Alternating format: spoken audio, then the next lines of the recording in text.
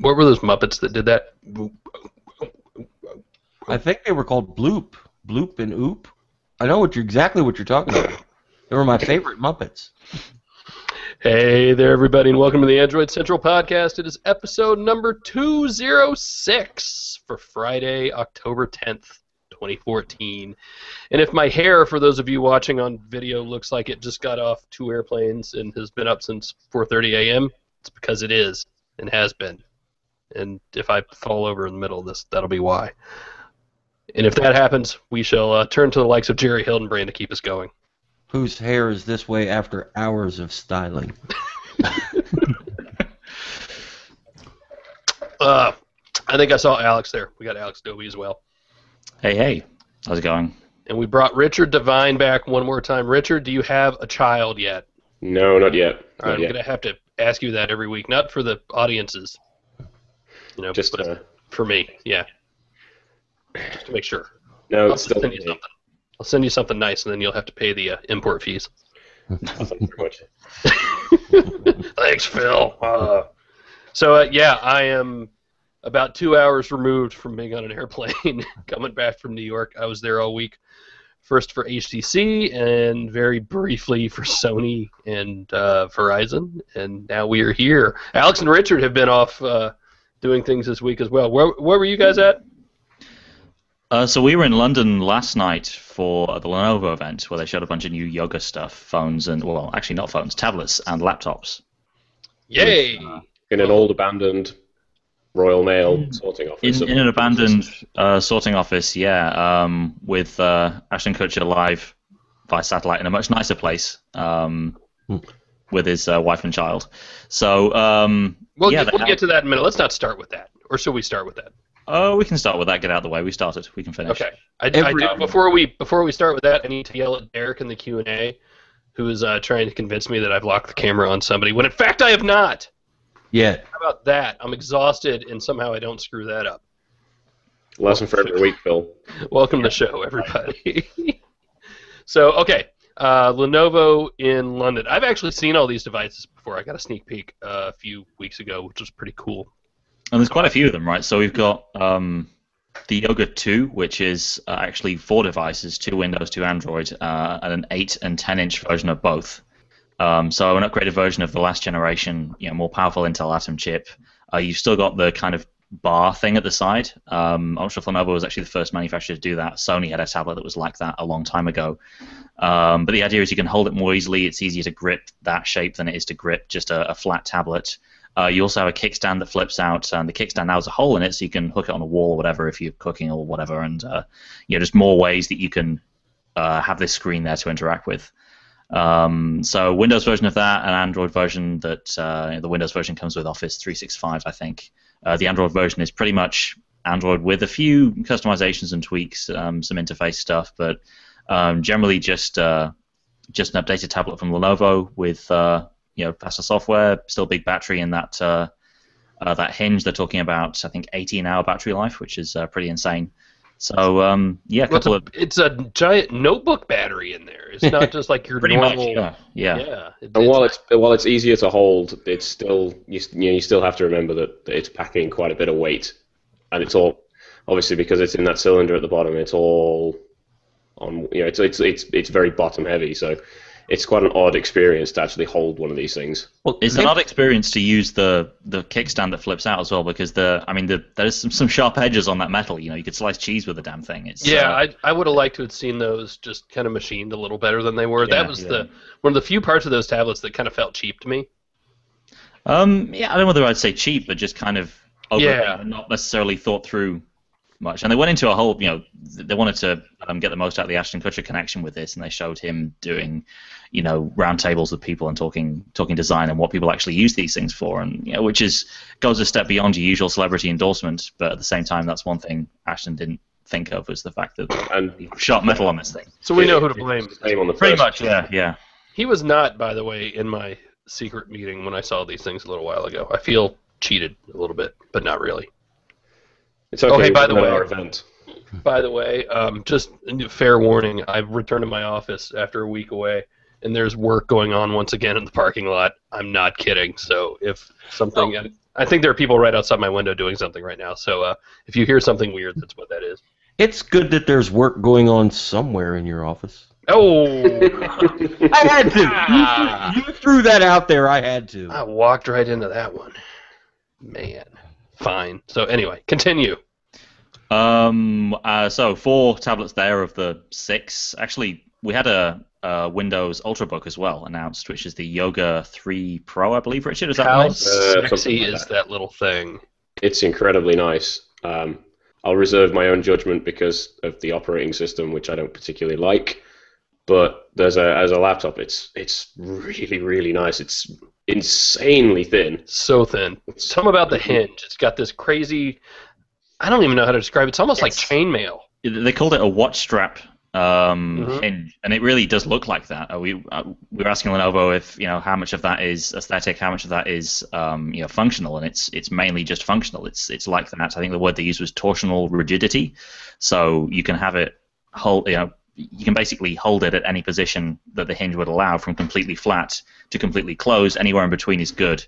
And you want to prop it up and use it like a normal laptop at basically any angle you can, and it actually the locking in place feels a lot more sort of granular than you would get in a normal laptop. It's not just a standard hinge. You can tell the difference, and of course, because it's a Yoga tablet, you can flip it over, or your Yoga laptop even, you can flip it over and use it in what's called temp mode. So you have the keyboard on the back and the that's disabled, and the screen on the front to use in tablet mode.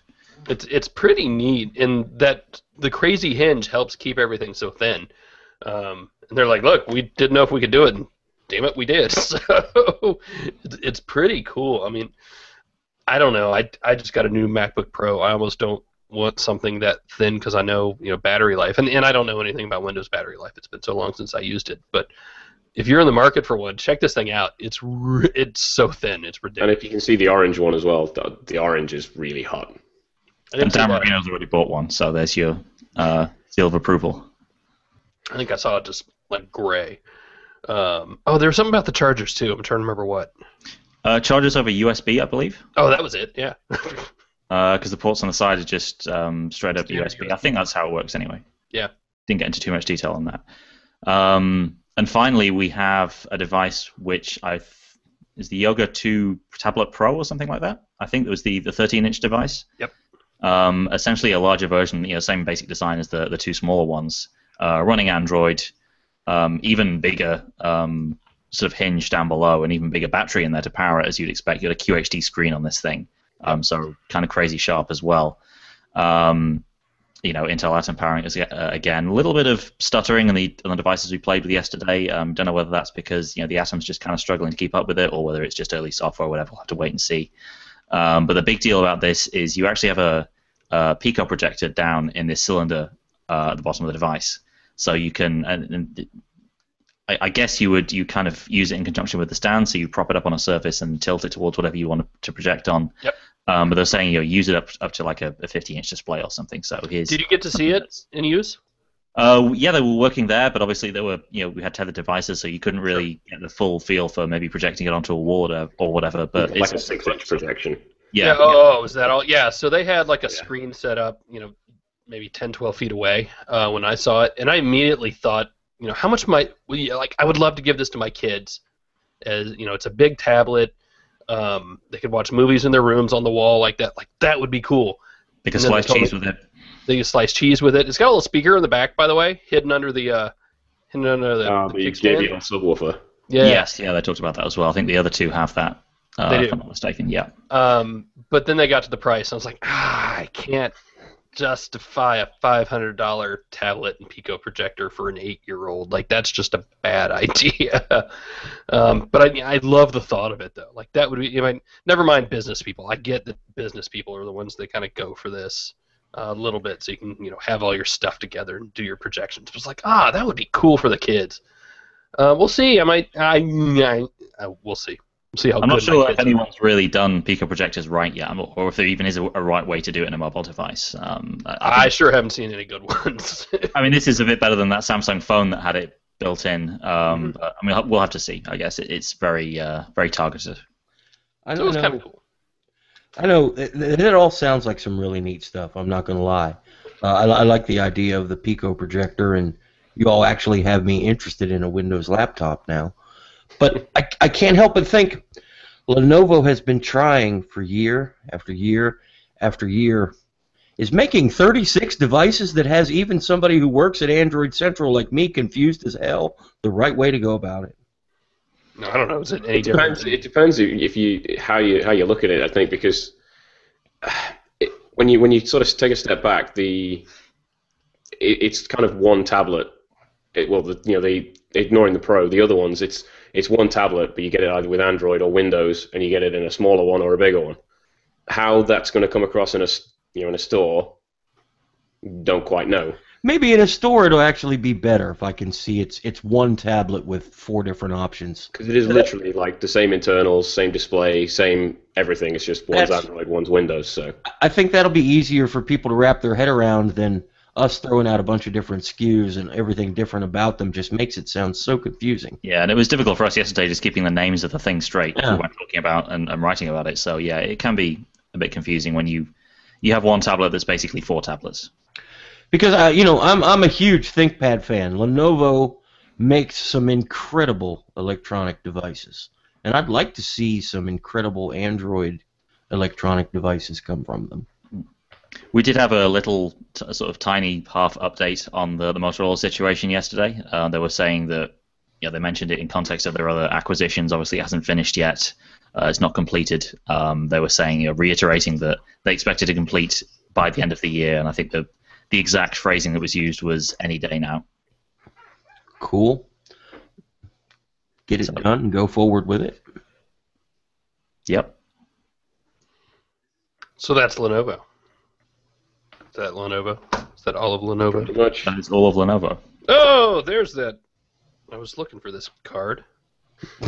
I switched phones again this week, not just because I was hanging out with HTC, but I decided I'm going to start going through, hate to call them old phones because they're not, but just previous phones from this year, like the M8, which I haven't used in a while, and the GS5, which I haven't used in a little while, because I'm going back and forth again trying to figure out what's the best phone, especially as we get close to Note 4 time, which is, God, is that next week? That's a week from today it's available.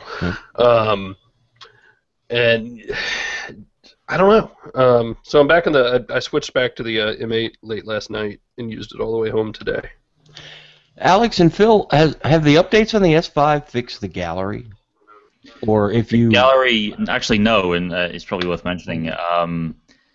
You can still turn off all the annoying stuff that the TouchWiz Gallery app does, but for the feature I wrote a few weeks back on stuff to turn off on your new Samsung phone, I actually enabled all of that. And I had to factory reset my GS5 to get it back to life again, because when it brings in everything from Dropbox, everything from Picasa, everything from Google+, it just falls over. And that just kills everything else. So it's still not great. They still don't really make that gallery app with the idea that people who maybe have a few thousand images in Dropbox are going to be using it. Yep. You want to move on to the next thing? Or you want to dive into the Q&A? Let's do the Q&A because they got some good non-device questions in here around some of the other news. I also didn't make a script because I've been doing a million other things in the past 2 hours. So let's just start with this one from Andy. With rumors circulating about a Google event on the 15th of October, do you think this is likely to happen? And if so, what will it be about? Nexus 9, Android L, Wear 2.0, or something else? I'm not expecting an event. Nope. Me either. It's too late. Yeah, invites would have had to go out this week if there was an event. As for any of the other stuff, well... I think everything else that he talked about ties in with each other, and it's going to all have to be announced at the same time. What I would say is don't necessarily get your hopes up to have a Nexus 6 or even the Nexus 9 in your hands by the end of next week. Right. Yeah. That's all I can say about that. If Samsung's momentum continues to slow, which manufacturer do you think is best positioned to capitalize from the slowdown? Asked Christopher. I'm not ready to say that Samsung's momentum is slow yet. It's slowed yet. They're selling less devices, but they've also saturated their market. I want to give them another device release and see what happens. If they continue to decline, and I'm not talking about profits. I particularly don't care how much money Samsung makes. I care about the part of it that's mine, that they take when it comes to money. but their market share and their units they're moving. Let's wait and see what they do with the Note 4, and next year everybody with a Galaxy S4 is ready to upgrade that bought one on contract. Let's see what happens before we say that they've slowed. Yeah. One product release cycle is not going to get me to think Samsung is on a downward spiral just yet. I tell you, so Monday and Tuesday I was in these closed-door meetings with HTC. This is like the fifth one we've done with that, and it sort of started as like almost like a consulting thing where they wanted to hear what, I don't even know how many of us were in there, and kind of start to show us stuff a little early and get our ideas about things, and actually the first one started in the era of the One X, and this was after the One X was announced and actually released, I think, or it was released right around that time. I mean, we knew what it was at that point. It was out there. It was public. And the last few, it kind of moved toward, the current product cycle. And so they get our ideas on this stuff, and I can't really talk about, what we say and what they say to us, but what I got out of it, and we can use this to transition to HTC this week, I guess. You get out of it that it is so hard for those of us in this business, and I mean on our side of it, to really appreciate the long-term planning and the long-term outlook for all this stuff. Like, we are so super focused on what's coming out right now and what's coming out next month and then the next 6 months or whatever, and not that more global strategic look. And that's a big sense I got at HTC this week. It's all right, we've got our hardware. We know how to make hardware. We make these phones. They're all really good. We've always made these weird little accessories, and now we're going to continue doing those. They're calling them emerging devices now, by the way, and that's where this camera fits in. And they've done this before, right? Remember the boom base? I've got it here somewhere. Yeah. And the HTC Mini, was the Mini Plus, Mini 2, the little phone for your phone thing? Hang on, let me see if I can find them both. Talk amongst yourselves. Yeah, that little speaker dock was the first thing I thought of when they officially announced the camera. That HTC likes to give us things that we didn't know we wanted. I guess there's a question over who really wants this and whether we do really want this. And I found one of them. I found the Mini Plus, the phone for your phone. Cool. Which is probably the weirdest $100 I've ever spent. So Phil, answer my question. Who is the Re-camera for? Who is going to buy this thing when it costs the same as a GoPro? All right, so the Re-camera, if you haven't seen it, it's about yay high. And it's a little camera that you hold. It looks like a little piece of PVC plastic or something, or a little periscope, and you point it at things and take pictures. And it's for somebody who wants to do that sort of thing but doesn't want a GoPro, because the GoPro looks very stastrial. It looks very action camera-y, and this is more. They say, hey, we could see women putting it in their purse. You could, stash it in your car, whatever. I can think of any number of reasons why this is a weird product to make and kind of doesn't make sense, particularly at that price point. A lot of it comes down to that price point. $199 is too much for this product, I think. Using it, it's real simple to use. It's got two buttons. One on the front that actually figures out when you're holding it and turns on, and a big thumb button on the back, which is like your big giant shutter button. You press it once to take a still picture, hold it down to take a video. And if you hold the front button first, it beeps for a second, and then you take video, and it does slow motion video. It's kind of cool. But yeah, I mean, I think back to all the scenarios. I had a flip cam when those came out. You remember those things? They had a little screen on the back so you could see what you're shooting, and you're holding it down, and you run around and do it. And it was actually a pretty cool product. It had the USB thing, like the port was built in, and it would just flip up like that, and you plug it into your computer and go. I should keep pointing at the camera like that. But it died out because cell phone cameras got so good. And now we're kind of trying it again, and that doesn't necessarily make sense. I get the idea of not wanting to maybe shoot everything with your cell phone camera, but first, the optics aren't that great. It's got a 16 megapixel Sony DSC sensor, which is not unlike what I know Alex and I have been using in our kind of secondary point and shoot cameras. I would say it's more like what you would get in a Sony QX10 or something like that. Yeah. Lens camera thing. Yeah, and we saw early software, which is always kind of one of those caveats. So I don't know if it's going to get better. I hope the lag gets a little better. The shutter lag gets a little better. And here's the thing: you're shooting blind anyway, basically, unless you've got a phone in the other hand or the thing on a tripod. So I don't know. You can have some fun with it, and that's cool, but I don't know that it's $200 fun and cool for me. But see, my issue there is, and I can't say that I disagree. That's a lot of money to spend for a product you really don't need. You might want just because it's cool. But how do you build it as well as they built it and charge less than $200 for it? It's kind of that same old story with HTC, right? They've got this really nice product with software that's pretty good. It's got a companion app that hooks into your phone, Android and iOS, and that's a big deal, actually. That's worth talking about. Oh, yeah. On a couple of levels. And the software's okay. It lets you use your phone as a viewfinder, which then kind of defeats the purpose a little bit. But it also lets you do time lapse, which is really cool, except for how often are you really going to want to do time lapse? And if you're that serious about time lapse, perhaps you want something a little nicer than this. I don't know. Now, and this is the point I was trying to make earlier, it's easy to give a company like this a hard time and say, well, that's it, they're done. They're completely going the wrong direction. This is going to be the first product in this emerging devices category. That's what they call it. There's absolutely going to be more things, and I don't know what these other things are. And I've spent the last couple of days trying to guess. All right, what's the next It's probably thing? fair to say one of them is going to be something that goes on your wrist. I guess so. I mean, there was that other story that came out that said they delayed their Android Wear Watch, and that's a question. They've asked us and we've asked them. I know we've talked about it on the podcast before as well. Is now the right time to do Android Wear? Is it worth waiting until the software matures? Yeah, and if you're HTC, you might have a little bit of advanced information about how the software is going to mature that we don't have. Right. I mean, and we've known for a while.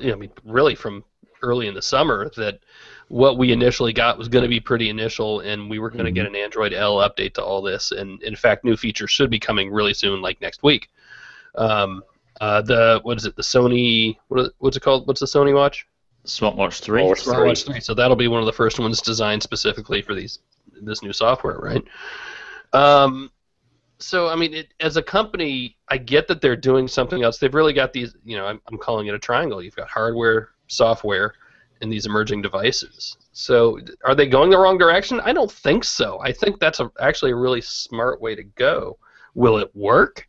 Will they do it right? I don't know. We'll get to the new phone in a second. On the software side, are they actually targeting like the GoPro market? That kind of. No, they're very specifically not targeting the GoPro market. If you those are the first words out of their mouth. We are not going after GoPro. That is a totally separate thing. But at the same time, it's kind of like, well, I mean, you can't do this sort of product and not sort of go for them, or at least step into that same arena. But the marketing line is very much, no, we're not going after GoPro, and going after is probably the wrong word. So I don't know. We'll play with it differently. There's two ways to take that though too. My wife would be intimidated by a GoPro. Right. It's easy to use, but she wouldn't want to find out. She would look at it and say, "No, that looks too nerdy for me." But she would probably like the little asthma inhaler from HTC if it's only got 2 buttons. Well, Jerry, what does this button do? Okay, what does this button do? Okay, I can use it. Maybe that's how they're going after GoPro without going after GoPro. And some of it as well, I mean, God, I want to hand this to my kids and see what they do with it a little bit. But at the same time, we're back to now my kids are playing with this $200 camera. I don't know. I mean, there are a whole bunch of reasons. But in that larger strategic sense, this is really product one in that leg of the triangle. So it's going to be really interesting. Even if this one doesn't work, I think they're going to try a few more things. Well, no, the internet has pretty much written it off because the internet is wise and never makes mistakes. Right. But I really want to try one. I think I'm probably going to end up spending $200 to buy one just to play with it.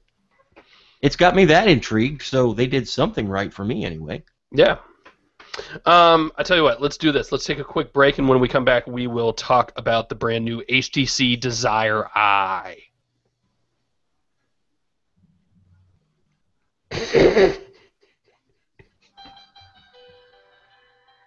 Oh, whose battery died? Mine, Note 3, 4 days on standby, people. Wow. 4 days. All right, we're back. So let's talk about the Desire. The Desire I. Oh man, it's scary. If you're watching the video, I apologize. Another HTC that part of me just really wants. Looks like it addresses every issue I have with the M8. I am not particularly concerned about the big, huge HAL 9000 front-facing camera. Do you really want to see a bunch of selfies of me? But so the basic specs. Let's back up for those who weren't living this with us this week. 5.2-inch display. It's a plastic body. It's much more flat than the M8. It doesn't have those curves. It's basically the same as it's the same sort of design philosophy as the Desire A20. Correct. It's that, forget what the marketing term for it is, but it's 2 layers of plastic effectively in one unibody. Yeah, I mean, it's put together really nicely. It feels like almost unibody. But 13 megapixel camera on the back, 13 megapixel camera on the front. It's like this super selfie phone. I mean, even ignoring that, like, it's just a really nice feeling phone. What's really cool about it, I think, is instead of these big honking boom sound speakers like you have in the M8, it's just this tiny little sliver between the plastic and the glass. If nobody told you it was there, you wouldn't even notice it. does it still deliver the same sound? Not quite the same. It's still better than like anything else that's out there, except for maybe some of the new stuff from Motorola. But no, it's not quite the same as the M8. But it's really interesting how small they made that. Software is exactly the same. It's running 444, but Sense 6 with this new camera. They're calling it the I Experience. It's updated camera software with this new selfie stuff. We actually got that starting today in some European countries for the M8. Right. It'll be coming to the M8, the M7, a bunch of the Desires. I forget the numbers. We did a post on it. So there's that. I mean, how bad do you want to do selfies? First of all, it's going to be exclusive on AT&T in the States to begin with. Yeah, I mean, I know business as usual, right? Well, I mean, I kind of get. We all assume that HTC, you made a huge mistake, but that's assuming that Verizon and Sprint and everybody else really wanted this phone, and HTC said no. More than likely, HTC, this phone is the cheapest to build. Hey, AT&T, we can sell you a bunch at a really, really good price if you're interested, because we're only building one GSM model for North America. But that kills it for me because, man, I don't want AT&T Family Map bugging me every time I turn my stinking phone on, so I'm not buying it. Yeah, I mean, I've said this before. Just, I'm done with carrier-branded phones. I hate having to do it. It's just a mess. Yeah. I mean, this is a nice phone, but how badly do you want to do selfies? Because if you don't, I mean, maybe that's just a selling feature. It's not the sole purpose of this phone. The flip side of that, though, is it's not slippery metal that tall that it's difficult for people to use in one hand. Yep. Well, instead it's glossy plastic, which... No, it's not glossy. It's very glossy? matte. No. Okay, fair enough. It's different to the A20 then. Yeah. No, it's very nicely put together. I really like what HTC has done with Android. I know a lot of people don't, but I do. Mm-hmm. And it was heartbreaking that the M8, the construction of the M8 didn't work for me. I know a lot of people love it, and good for you. I'm glad that it works for you. For me, it didn't, and now this looks like Jerry's opportunity to get an M8 that works better for him, except it's on AT&T only. Let's go back to that third leg of the triangle for a second, the software.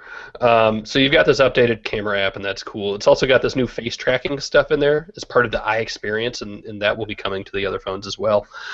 So when you're in something like Skype, it will follow your face around. As long as you're within the field of the phone, I can back up way over here, and it will follow me around as I'm moving around in the view of the camera, but it will stay zoomed in on my face and follow my face around. That's kind of a cool idea. I want to try that some more. I predict an uproar when people realize it still has carrier IQ and now has face tracking technology. Oh, stop it. Because that's all on the carrier level. Yeah, I mean, I don't know. I mean, if you were watching this video podcast right now and you were following, if you were zoomed in on my face and it was following me around like that the whole time, I might find that a little annoying. But for something like a quick video chat, we'll see. But is it any less annoying than you moving all over the frame? I don't know. That's. I'm trying to the rest of the podcast in the name of. I'm completely against any type of video facial recognition technology because I wear a tinfoil hat and I'm weird. Sure. But I do see advantages of using it, so I hope they do it right. Well, and let's call it what it is: face detection and not Right. recognition. It will detect up to 4 people in the frame, which is kind of cool. And I believe you can turn it off. Oh, and the other cool thing about the selfie part of the phone is you can smile at it, and if you smile for 2 seconds, it will automatically take the picture. So you'd be like, you feel really goofy doing it, especially me. That's harder than you think for some people. It's hard for me. I can't do feel it. like I'm smiling and I'm doing some weird thing, and my wife gives me a hard time about it. And then you come out with selfies that look ridiculous anyway. The other end of that triangle, and really when I was talking software, this isn't what I meant, but the other end of that triangle is software. Zoe, as in the app, as in we call video, see, it's still confusing. We call video highlights now Zoe's, or at least when they're shared to the Zoe app, has turned 1.0. It's coming on more devices, and bigger is that it's coming on iOS. I mean, HTC is very quickly turning itself into a software company along with a hardware company. And real quick on that before you move forward, if you're like me and sideloaded it on a phone that wasn't officially supported but you knew it worked, now you need to uninstall the sideload and go to Google Play and install it directly, or it won't update because HTC has a all new package name, all new app.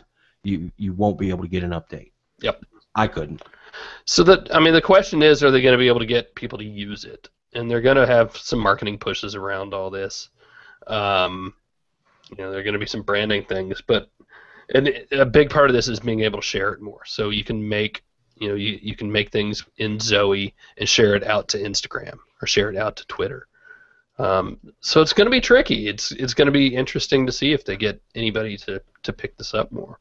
But I've long said video highlights. And this going back to the M7, I love the idea of video highlights. Motorola just started doing it in the new Moto X. Sony has it now, and the Z3 series. Samsung's done it before. Even Google picked it up shortly after HTC brought it out. It's a great idea. Yeah. Do you think they waited too long to kind of fully capitalize on it? Because it's been almost 2 years since we first got it on the M7, and as much as ideas obviously evolve over time, but now competitors have had a chance to muscle in there. We've now got it on Google Plus, and a bunch of other manufacturers have it. Has HTC taken too long to do this, especially with the wait from when the M8 launched, from that stub app to now just finally getting the final update out more than 6 months later? It took them so long, I think, internally to figure out because just look at how the branding of it's been so screwed up. Yeah, because originally Zoe was the 7-second video you took on the M7 with the special Zoe button, and then that kind of disappeared, and they never really explained it to people properly. I mean, it was just a big mess, and I still go back and forth on what to call all this stuff. At the end of it all, you've got this kind of cool highlight video, but they sure went about a winding way to get there. So yeah, is anyone going to use it? I don't know. I'm going to try it a little more. And it's fun seeing other people's Zoes. The sharing stuff's got to help, though. I mean, that's right. when I tried it out when it first came out for non-HTC devices, that was the thing that I tried it out a couple of times and then stopped because I can't do anything with them. It's still automatic, right? When Richard's baby is born, if he takes his M8 and takes 200 pictures of the baby in the hospital, it will create a Zoe /highlight /whatever automatically and present it to you, correct? Yep. Right. And if you're on another phone, you can piece it together in the Zoe app, and that will help you. So I mean, that's a gateway to use right there. You're looking in your gallery at pictures of your baby, and you're like, oh, what's this? And you tap it, and here's a 4-minute movie made up of 225 pictures with nice music and good transitions between them. I think that's going to get a lot of people interested. The trick is getting them there in the first place. Right. So we'll see. I think all in all, it's a good direction to go. And they honestly sound excited about it. So you've got the hardware, you've got emerging devices, starting with this weird camera that might or might not work, and you've got software. Is it prolonging death? I hate to say it that darkly. I don't think it's that dire yet. I want to bring it back just to something with the design eye that I think we overlooked, because this is an imaging-centric phone from HTC that isn't using ultrapixels, and we've had many HTC phones this year since the M8 that aren't using that. So is that the end of the ultrapixel initiative? Is that I hope done with that now? No, it's not. Good, because that's a great idea that just needs more work. That's something that maybe another company that has many more billions to throw at it could have done something a little sooner, but HTC will get there. The idea is sound.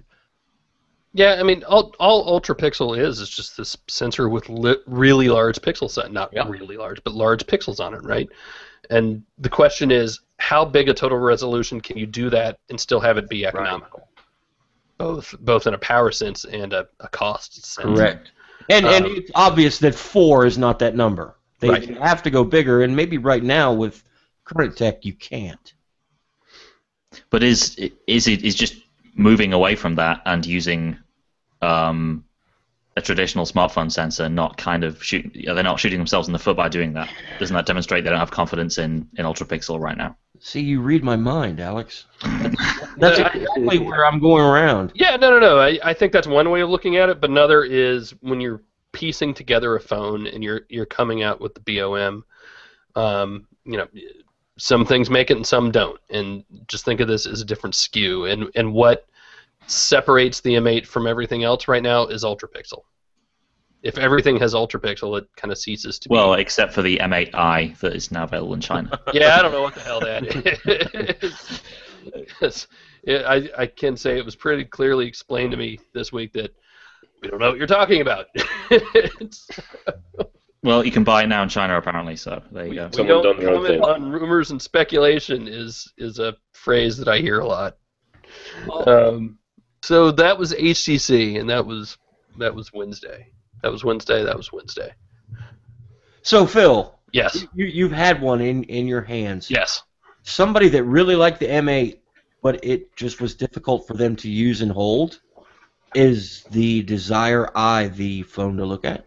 It's absolutely an option. It feels really nice. I mean, again, and I don't know how many times we've said this, quality of design and manufacturing has really not been HTC's problem. It feels really nice. It's still a really big phone, but it's put together really, really well. Cool. So that's that. That'll all be available. Looks like at the end of the month. I don't think we have an exact date, do we? I don't think so. Yeah, from this month, I think in the US. I think UK carriers said later this month. I don't think there was later in October. So that's that. Let's flip through the Q&A some more as soon as I find where I hit it. That's not it. There it is. There you guys are. Shane wants to see a bunch of selfies of Jerry. He's not the only one.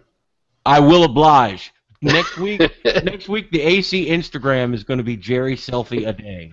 Oh, we'll have to do that. We'll have you review the M8 or the M8i. I keep calling it the M8i. Thank you, Alex. I think I wrote M9 at one point in the live blog, and everyone's like, "Oh my god, no!" It was typo. Fast typing is fast. Yes. Let's see if there are any Q&A questions. That top one. Let Richard have a. Let me see if there's any on the HTC stuff, so we can get. Okay. Yeah. Okay. See, that's why you run this show, and I'm just here to be pretty. Descend into chaos otherwise. What do you think of it? I think we just said what we think it is. Will the HTC Zoe app bring the ability to take a quick capture video like you could in the M7 camera? No, it doesn't give you that Zoe button. I missed that Zoe button. Same. That was really cool. I agree, and I know I probably said it in the review as well. Losing that Zoe button and sticking it a level or two down was just a bad move. But that said, I don't know, whatever. Ooh, Brian asked, could the HTC fashion show have been any more awkward? Not much, and I was sitting a lot closer than you guys at home, I think. It looked pretty. It looked pretty weird. You know, and I'm going to Just be... get awkward sometimes. You know, it happens.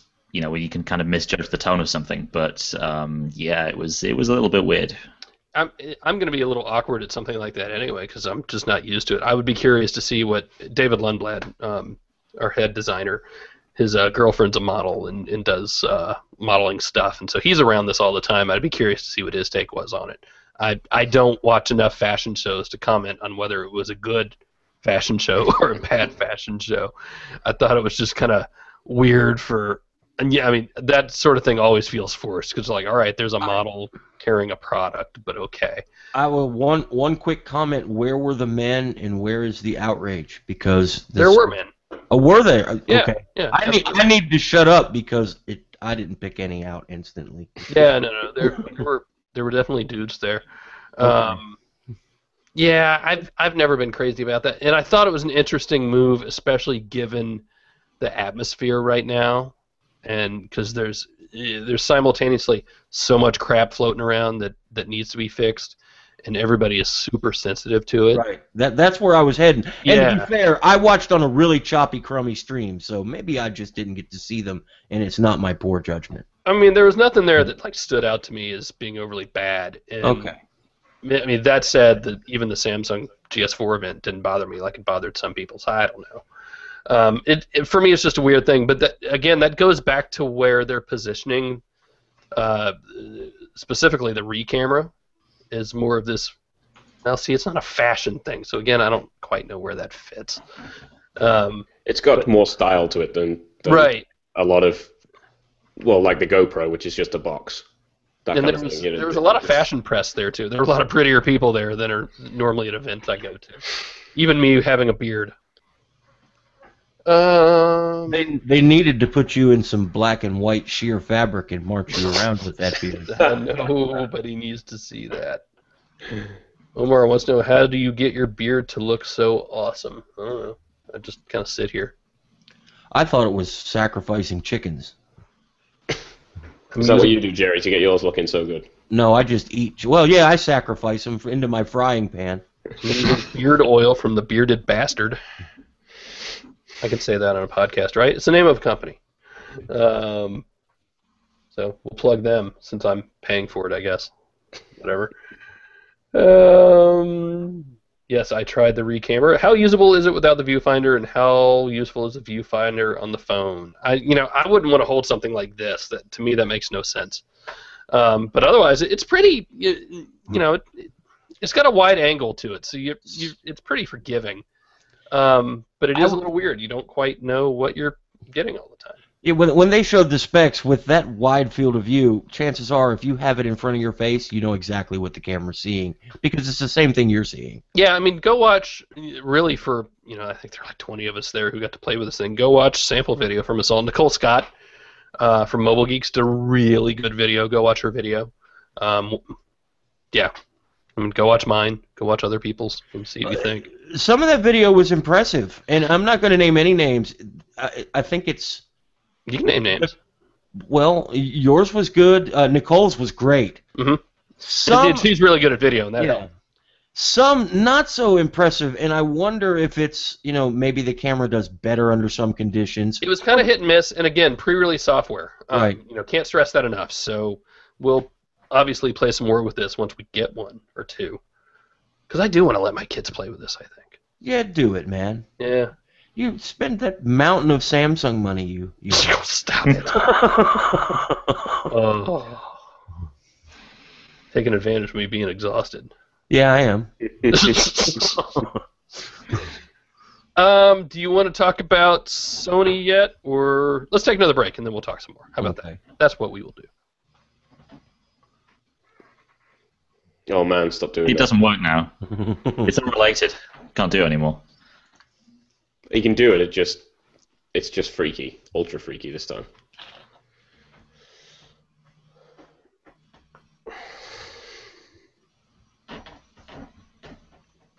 See, I need the silence just so I can find the break in the waveform when I'm doing the audio version. Because otherwise I'll be here all day. All right, we are back. That in no way was kind of awkward. You know what I want to talk about before we talk about Sony? I want to talk about the upcoming L release and specifically some of the updates we've got in the Play Store. Just updated or is updating. If you haven't gotten it yet, hang in there. Oh my God, it's so nice. Apparently, I'm the only one who's excited about it. It's nice, but it's material design. It's basically what we've seen on the L preview for a while. Well, and I'm saying it's nice because it's fast, and there are things that work now that, you know, what's new has been redesigned and is totally awesome. And thank you, Google, for fixing that because it used to be buried and not good. But the app itself is so fast.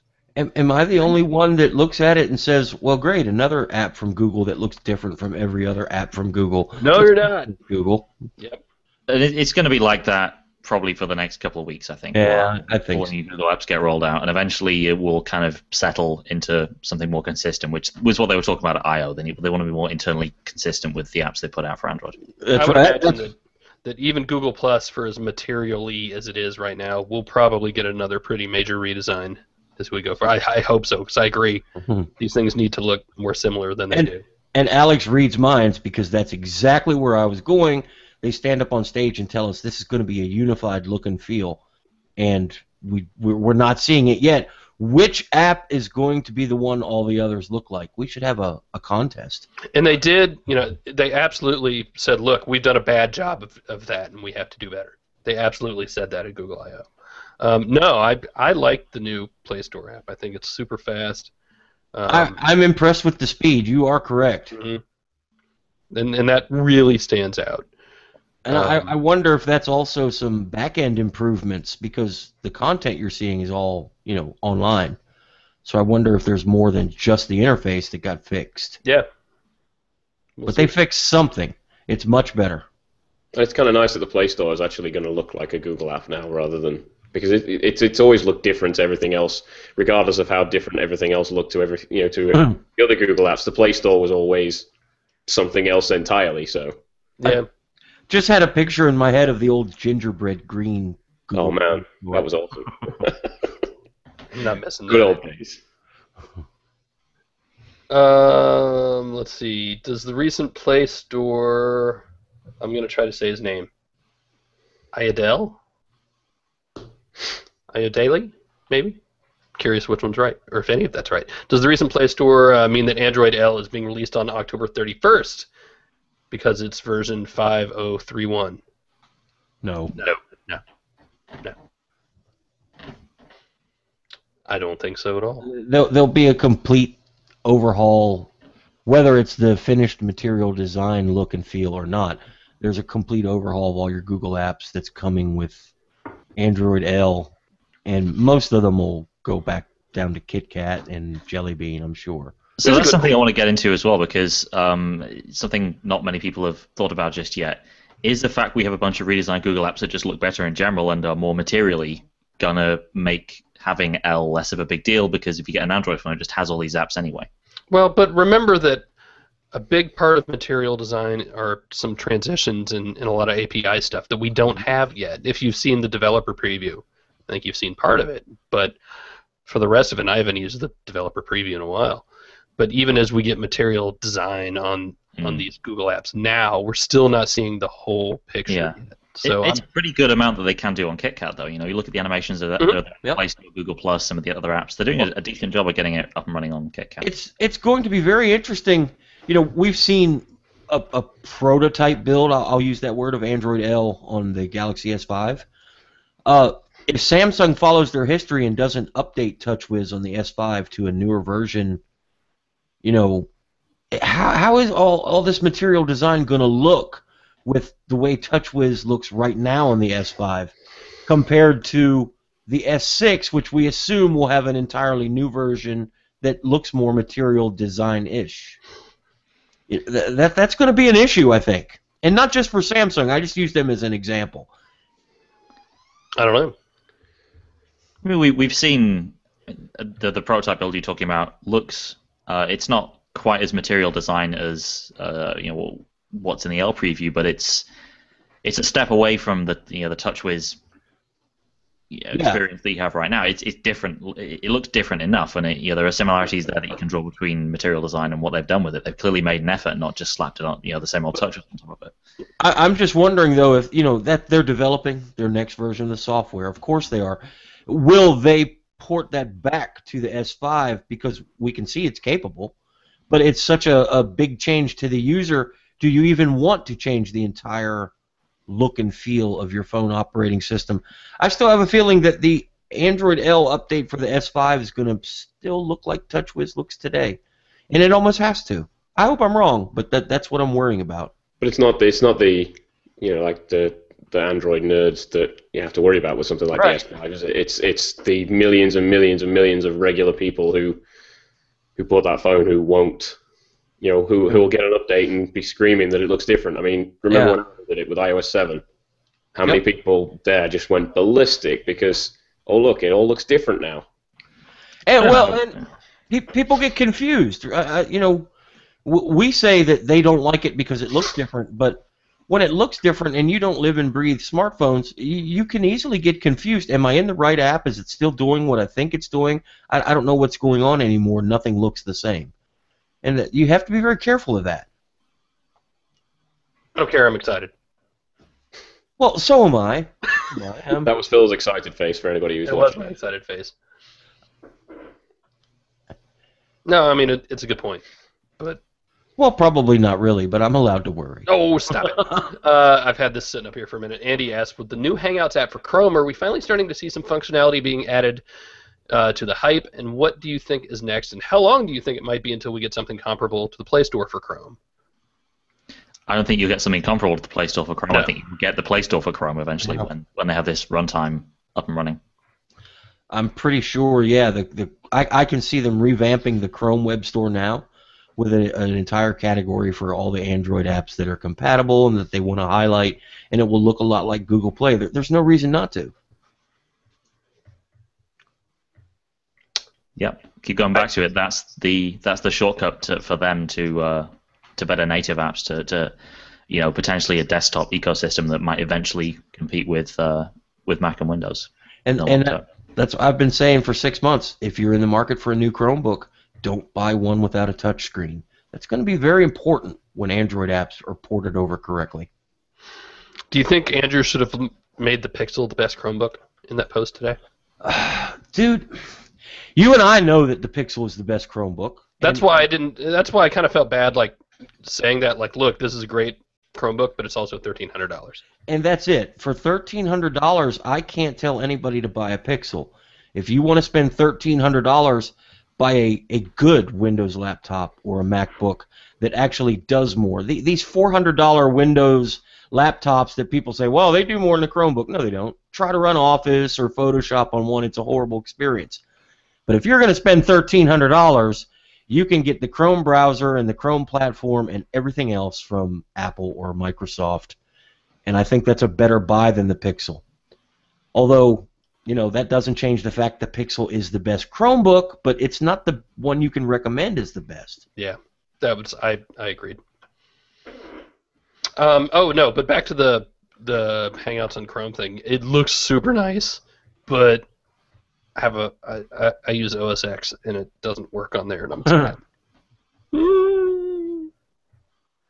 Not yet. Not yet. Yeah, I've literally just fired it up on my Chromebook because I forgot to do it when I got home yesterday, and it's certainly an improvement over the Chrome extension that we've got so far. Nick asks, and this is one we're going to have to keep repeating week after week, I think. Android L forces the use of Art runtime, right? Do any of you use Art now? And if so, what's your take? What has been your experience? Any bugs or issues? The art that you have now, the experimental, developmental art, is not the art you will have in the full release of L. Right. The art in L replicates everything in Dalvik, so you should not have issues with apps. And that's important. That said, I've been using it on the G3 for a few months, and I know everyone uses different apps, but the stuff I use all works perfectly fine on it. Well, they've given developers a long time to update things. And most apps worked anyway, didn't they? Yeah. Pretty much, yeah. So... Is Android L going to be a visual refresh, or will we see some tricks introduced into stock Android? Well, I mean, I don't think you can call a whole new runtime just a visual refresh. I don't. What do you classify all the new APIs? I mean, that's behind the scenes, but that's very important because maybe it won't make Android itself any different, but it will allow a billion third-party app developers to make Android very, very different. So that's kind of important. It's that kind of stuff you've got to really get more excited for, though. Surely, I mean, if you want to make, you can make it look however you want anyway. So. It's right. I mean, we'll go to the iOS 8 stuff. As a nerd, some of the APIs in iOS 8 have me excited. I don't care about the little changes to the way your home screen looks and stuff. That to me, that's minor. But some of the new APIs and app interoperability and stuff, that's huge. We're going to see things just as big with L. I mean, we already do. The list of APIs is ginormous, and unless you're an application developer, you probably don't see the big picture about what great stuff can be done with them. And we'll see more when it's final, I'm sure. Android Fit will be really available in L, and that's going to be a big deal. Yep, and as well as the technology that lets Android Fit run, the changes to the Bluetooth stack, that will work for other things too. So that's all important. Even if you don't care about fitness, you should. We all should. But if you don't, that stuff is still important to allow other things to happen. We got a lot of people asking about the Nexus 9 and demanding I spill the beans. I don't comment on rumors and speculation, except to say that was an Indian site that we sourced today for that thing, right? Yep. Saying that it was going to be announced next week and available in early November. Entirely possible. The price they said was $400. Does that seem too much for you guys? For what should be nope. a larger tablet? Higher. Providing that $400 doesn't become £400 in England. That's not bad. No, I think it makes sense if you consider they might actually keep the N7 around as well. That's the new high-end tablet, and they keep the N7. What are you going to do if they don't keep that around? What do I get to do to you? I don't know. Buy me an Nexus 7? How does that work for me? No, I mean, I don't know. I'm not saying I think they definitely will. I think if they do, it'll be a good idea, right? The Nexus tablets have always worked really well, in part because of the low cost. And if you have a new high-end tablet, which is going to be a very high-end tablet, it doesn't make sense for that to be the replacement for your entry-level budget tablet. I'm with Alex. Yeah. They almost have to. If they don't, I'm going to cry because I'm very liable to break my N7 at any given time. And if I want a new one, they're only $199. I'm going to say no, they're not going to. And I don't have any inside information there, and that's just my guess. You just want to make me and Alex nervous. Well, I mean, Buy one now, guys. Buy one now.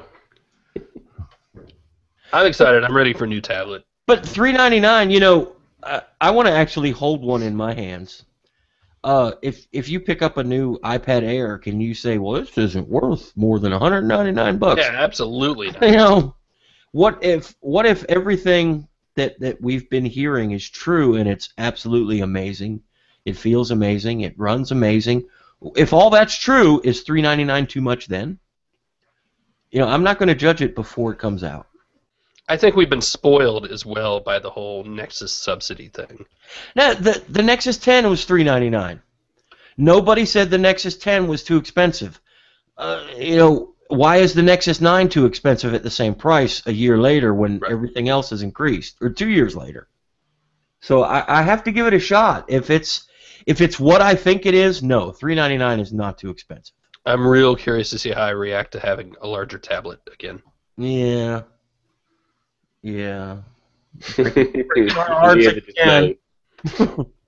Jerry as well. All right, so let's talk Sony before it gets too much later. So yesterday, you didn't really get what this event was going to be about, and actually going back and looking at the invite they sent, it almost made it look like a tablet and a phone. But what we ended up getting was a Verizon Xperia Z3V. VZW Z3V. Do you say VED in England? Yes, that's what we say. Okay, cool. So next time I'm over there, I'm going to say VED. Yes, And if nobody people will look at have money, a that's Righto! This is the part where I say yay, because that doesn't solve anything for everyone else. It's great for if you're on Verizon, but It's a big deal because it's Sony coming back on. Is Verizon still the largest U.S. carrier? I haven't checked in a while, actually. if not, they're It very goes back and forth. Yeah, I mean they're still way up there. I'm excited to bring Sony back to the U.S. and it's been a long time since we've seen a proper release. But then again, this isn't quite a proper release, is it? it's weird. I mean, it's the same internals as the proper Z3. I'm going to call it that. The proper Z3 with wireless charging, which is something I don't think any other Sony phone has had. It's kind of a big deal. But the design is kind of halfway between a Z2 and a Z3. It has the Z2 style trim around the outside. It has a Z2 speaker placements at the top and bottom with a giant LED. And the difference between the Z2 and Z3 design-wise isn't huge, and they still look very, very similar. But what you're potentially looking at here is a slightly chunkier phone, at least just because it's based on the older design, and you also have wireless charging that they've got to fit in there as well as this giant battery. I just know, is this going to bring along any type of exclusivity that keeps the Z3 out of the Sony Store US unlocked with American LTE bands? That's my worry, and I think it might, at least for a while. I don't know. I mean, because Z3 is still coming in some form to T-Mobile. Yeah. When, in what form, I guess, now. But I still say Sony just needs to be able to make their products available globally through their great online store that sells everything else they make. I think everybody needs to do that. Yep. Absolutely. And Sony's already done the hard work by making a phone with 10 bands of LTE Right. and 5 bands of HSPA, and it works everywhere. So this was really my first time seeing the Z3, I think. When was it? You kind of didn't because it's right. you saw a Z2 as Z3 internals. When did they announce the Z3? Was that MWC this year? The Z3 was the Z2 was it? Z2 was MWC. That's right. That's what got Alex so upset a few weeks ago. Yeah. So I don't have a good feel for the difference. Some of the Brits who were at our meetings this week had the compact, and it was really nice, and I liked it. Yeah, and it's going to be a little thicker anyway because of the wireless charging, which really needs to be in as many phones as possible by default anyway. But the waterproofing is all there. The big thing they're pushing is the PlayStation remote integration, which is great if you have a PlayStation. That stuff's awesome. I mean, it's not a small thing, and it's really cool, but it's also, if you don't have a PlayStation, I'm just like, all right. But if you do, Right. Destiny on the toilet. If you have a PlayStation, Sony's got a really desirable phone. Really desirable. And that's all it took. For me, anyway. That's what got me. I officially want everything they showed off at IFA just because it integrates so well with a product I already have. And that's that's the whole point of Sony getting the smartphone. But going back, it was to leverage the strength in imaging, which they're kind of doing with the XMOR sensors, and it's to take advantage of PlayStation and stuff as well, which is something they've really struggled to do because they had this PlayStation Mobile thing, which never really went anywhere. It was always a bit of a disappointment. And you'd have the PlayStation app preloaded, but then that was useless if you didn't have a PlayStation. It didn't really do much anyway. So now they're finally starting to get something out of the the Sony connection between a phone and a console. And of course, we've still got potentially in the future the PlayStation Now streaming service as well that they showed off. Obviously, they showed off at CES. It's gradually getting closer and closer to an actual product that's going to be out there that people can spend money on. But right from day one, one of the devices that was up there on the big sign at CES was mobile. And so you might not even need a PlayStation soon to play games on your Sony phone. Oh, man. And that's the kind of thing that takes infrastructure and stuff to get up and running, isn't it? It makes sense that would take some time. Yeah, they've been testing that for a while. They'll wait until they get it right because can you imagine playing a PlayStation game where the infrastructure is poor and everything is laggy, and it would be horrible and do more harm than good.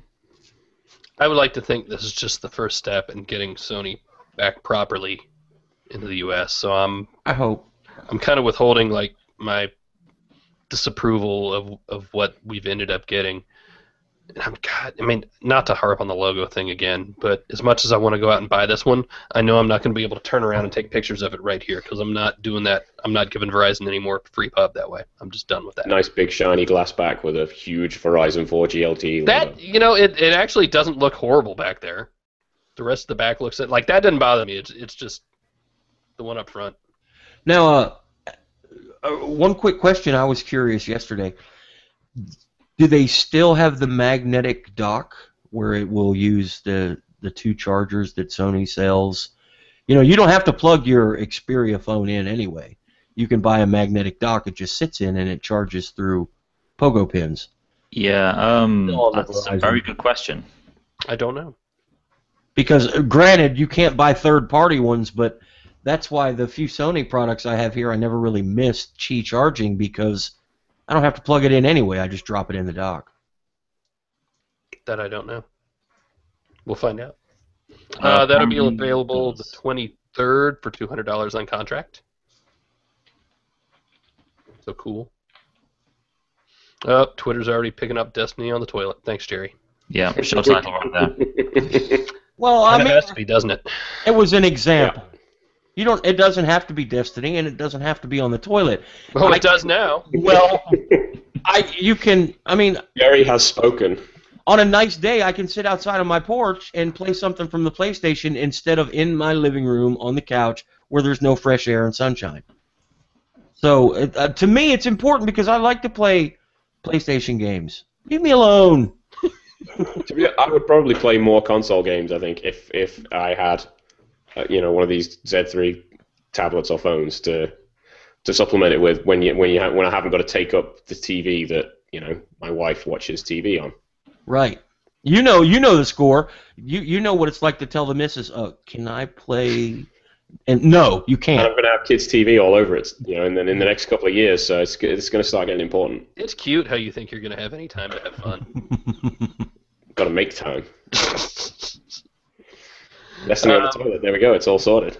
Yeah, I mean, so that was Sony. It was really a super quick event as far as things go. So I didn't get to play with the phone anywhere near as long as I wanted to, or really work it up as well as I wanted to.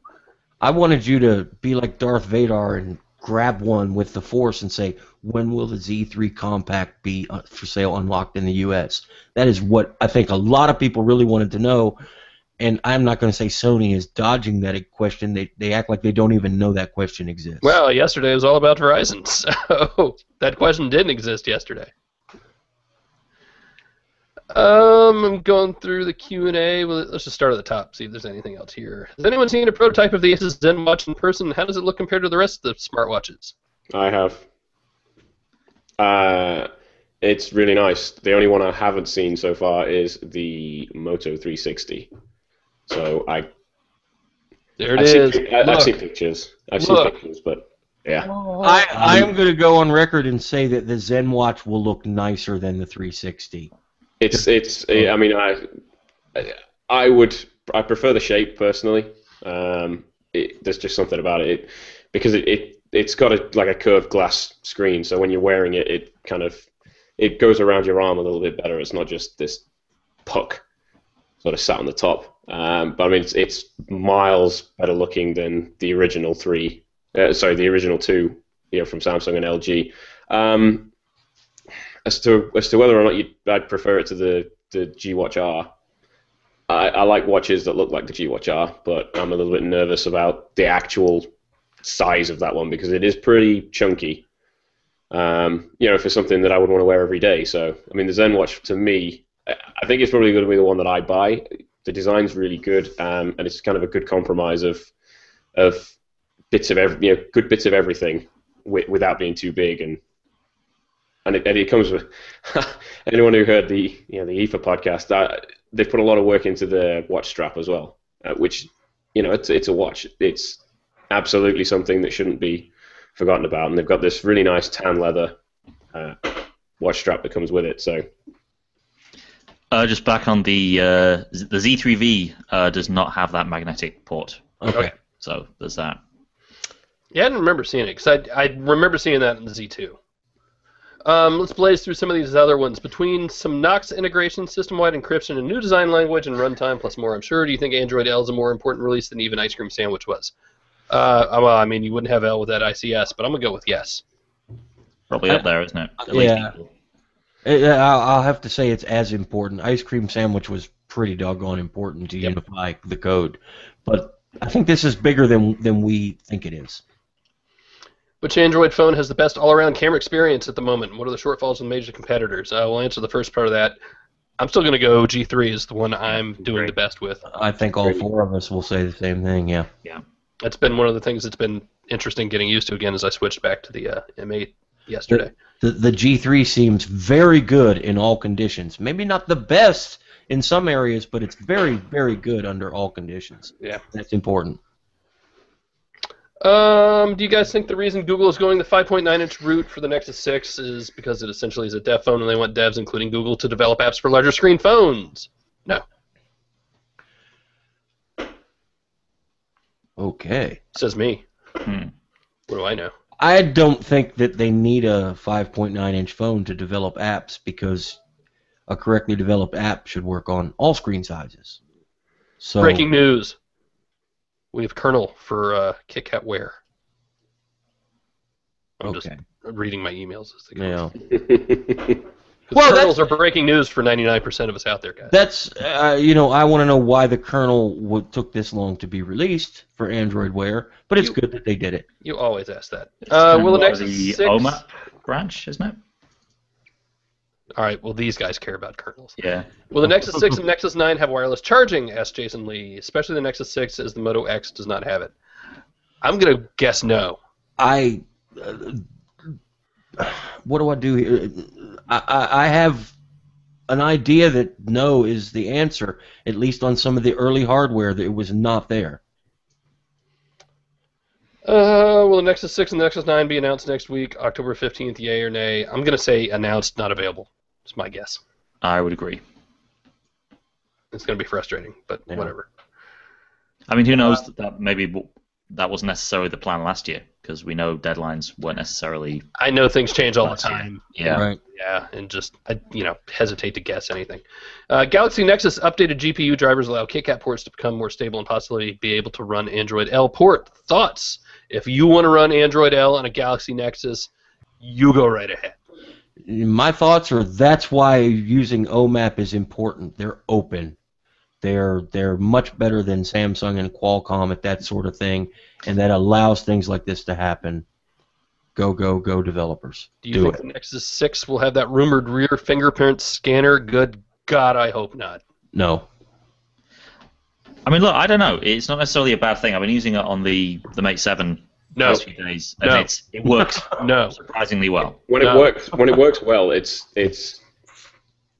something that you can use, but you're confusing it with a terrible fingerprint scanner that was on the One Max.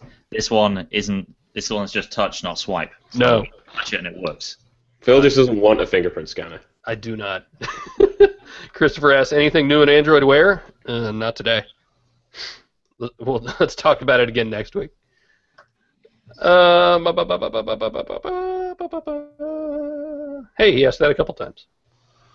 When should we expect Android L to go to the Google Play devices? You think immediately next week or later? I think... Go ahead, Alex. I think immediately when something else happens. Correct. You see, that's why you went first. You did very, very well. I can do that without getting Jerry in trouble. But yeah, I don't think it'll be next week. The plot thickens. There'll be. We'll just leave that at that, you cryptic son of a... When something happens, something else will happen, and then it will happen. Well, look, we're not going to get any device updates before the new Nexuses are out. And once the new Nexuses are out, then code will have been in hands for long enough for updates to be ready, especially if a device is just running stock Android. And I also heard that Motorola worked very hard to make sure that their one Easter egg was compatible with their new big screen and still looked good, because they want it before the Nexus 5. That's their goal. They want the new the 2014 Moto X to be the first device updated just like last year. So be on the lookout for that. That would be cool. Will make a lot of people mad, but it's still cool if a third-party company can manage that twice in a row. Does Alex have to pay for the broken Z3 Compact? I already did. That was the one that I bought. So yes, I guess is the answer to that. And finally, who from Android Central will be attending the big Android barbecue? Man, if you haven't seen the list of people who are speaking at this thing next weekend, wow. Just go to bigandroidbarbecue.com. Everybody go there now. Let's see if we can crash them. That's a whole lot of people that aren't going to be at Google working on Android during that week. Yeah, that's true. Yep. I don't think we're going to have anybody there, and I'm a little upset with it, which it's kind of nobody's fault. It just fell through. I'm out of town next weekend, going to my wife's 20th college reunion. If everyone wants to go tweet Snickinson and just say "Go Wildcats," she'll know what you're talking about. Do we have to mention Phil Beard this time? If you want to, yeah. Phil Beard Beard. is a hashtag. Unrelated. Yeah, just tweet at my wife, "Go Wildcats," hashtag Phil Beard. I hate saying hashtag out loud. That really bugs me. It's supposed to be like one of those assumed things. That's how I see it anyway. So, all right. I think that's it. I think we're done. You know why? Because I really want to go home. I haven't been home in a week almost. I would like to go home. So I'm sticking a fork in it. We're done. Oh, wait. I say that. I did have one email I wanted to read. Woo, email. Maybe a couple. Brad asks, how does the Android Wear devices that you own resist damage from impacts? It doesn't happen very often, but there's always potential to accidentally slam your wrist on something like a wall or the ground or the handrail. I've banged mine a couple times, and so far it looks okay. Yes, I'm so glad he asked that. Yesterday I wore my G-Watch just to change off instead of my 360, and I banged it hard on the side of the car door, and before I looked at it, it went through my mind, oh crap, Jerry, you just broke your watch. Not a scratch on the thing. So, and I mean hard enough that I thought I would have broke it. I really banged it. Yeah, and I banged my G-Watch around when I had it. I banged the three. I mean, I'm just wearing it, right? My arm hits things, and so far so good. I'm not saying it won't happen. Yeah, I scratched mine up knocking against something. I forget what. It was about a couple of weeks after I got it. It's scratched. It still works, but I think maybe that's the difference between especially the early Android Wear hardware and maybe what we're getting into now, and hopefully what we'll see more of in the future is you start thinking more in terms of watch design, which has to be more resilient, and not in terms of smartwatch design, which isn't strapped to your wrist and isn't open to being hit against things. And don't take what I said the wrong way, because mine's scratched too. I don't mean they won't scratch. I just meant it took a really hard hit. And with that, now we're done. If you want to email us, do it at podcast@androidcentral.com, or even better yet, come watch us live. It's a lot of fun. You can find us all on Google+, in the Twitter, and Instagram, and all that good stuff. To search our names is the easiest way to do it. If you haven't yet, go download our application, the Android Central application. I highly recommend you do so.